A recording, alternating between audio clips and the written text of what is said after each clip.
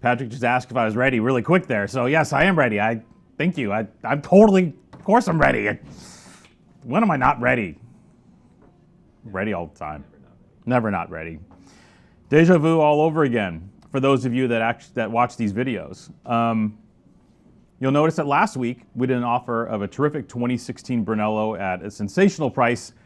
And then some of you may have noticed that we never actually sent an offer on it because it was so terrific, it sold out before we could send out the offer. So for those of you that watched the video and bought based on the video, you're friggin' awesome. And you know what? You're rewarded handsomely. But getting back to it, this is basically the same friggin' video, just with a different property. As I said, I think in that earlier video, we had a wonderful opportunity here with a few Brunello di Montalcino wines from an importer that kind of upped and outed. And when that happens, we get phone calls from people that say, hey, I got these cases and you want to help a brother out? And we say, yes, of course. But of course, we taste everything before we do it because I can't tell you how many deals we get floated that we taste the wine and we're like, no, the wine sucks, no thank you. Actually, about 90% of them, to be honest. In this case, it was like, oh no, that's very nice. You will send that right now. Yes, please, thank you very much. And do you have any more?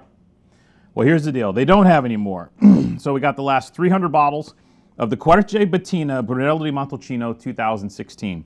As we talked about in the last video, 2016 is a great vintage, a great vintage. But a vintage that kind of got left to the wayside because of the success of 2015.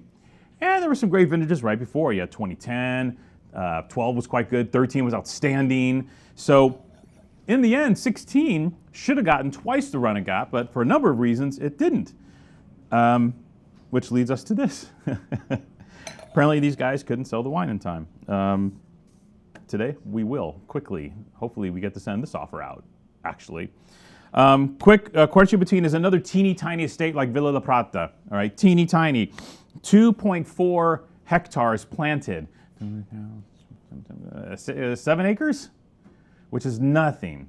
Husband and wife, Roberto Moretti and Sandra Barenghi, bought the property in 1990, did 8 years of research on their tiny property to figure out how it would work and where to plant, etc., and then planted their vineyard in 1999.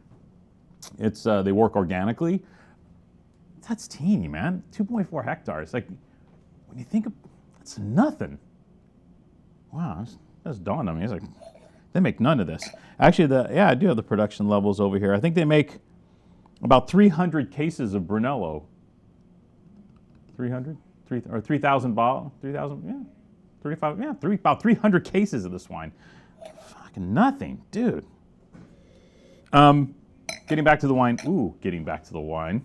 Oh, I love what these 16s are doing. I just caught a little whiff of it right now, and it got me all fired up. Paolo Cacciorna is was at this time the consulting winemaker at the property.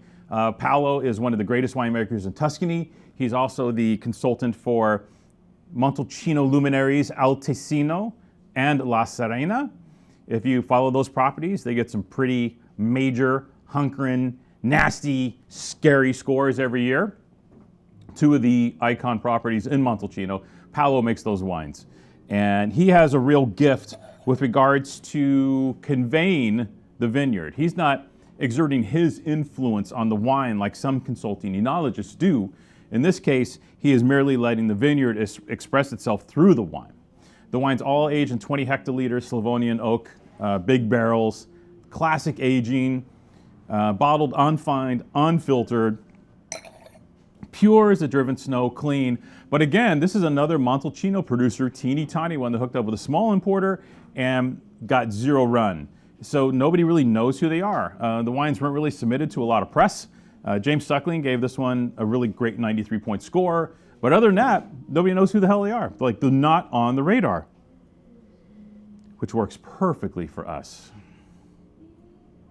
You know, Montalcino has a little more of a deep foresty thing. They're richer, the Montalcino wines, the Sangiovese Grosso, they're a little richer than most of the Chianti Classico wines. That's what makes Brunello Brunello. Now, here we get that deep, almost brooding, but yet sweet, beautifully ripe forest floor character in here. There's just something so distinctively Montalcino about this wine. You know, when they talk about terroir, Montalcino does have a strong terroir, which varies a bit between the north and south side. This is the southwest portion of Montalcino, right? So a little warmer down here, but we're at elevation, which kind of makes for a hot day, but cooler evenings, which creates freshness and brightness and energy in the wine, despite all those yummies, right? So you got the yummies, but you have focus and precision as well. And especially in the context of the 2016 vintage, that's what you're getting here. Gorgeous nose. Again, dude, it's like the last one. This is better than when we tasted the samples when we did the deal.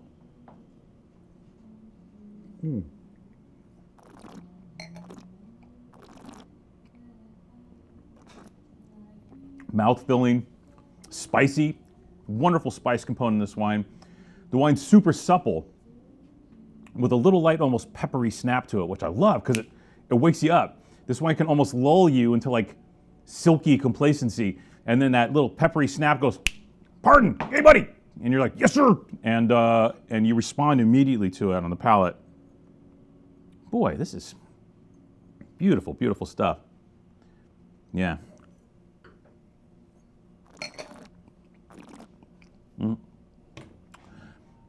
We'll shut it down now.